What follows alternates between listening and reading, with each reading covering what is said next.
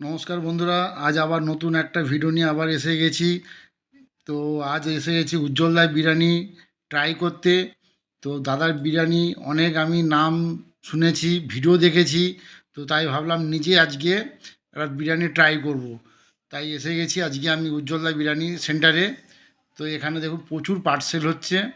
তো আমি একটা ভিডিও ওরানি করব। এই যে হচ্ছে উজ্জ্বলদার বিরিয়ানি সেন্টার, মোবাইল নাম্বার দেওয়া আছে। তো সন্ধ্যের টাইম যেহেতু প্রচুর ভিড়, এত লোক এনে বসে খাচ্ছে যে বলবার মতন নয়।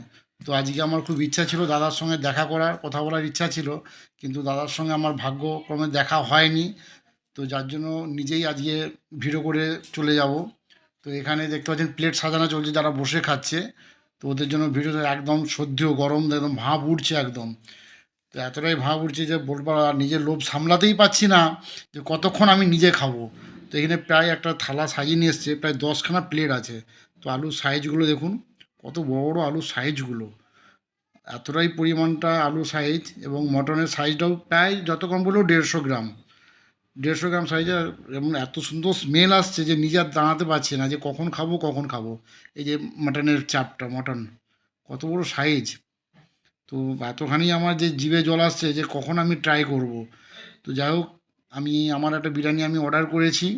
তো এবার আমি আমার বিরিয়ানিটা নিয়ে আমি ট্রাই করে নেক্সট কোনো ভিডিওতে আপনাদেরকে আমি রিভিউটা দিয়ে দেবো।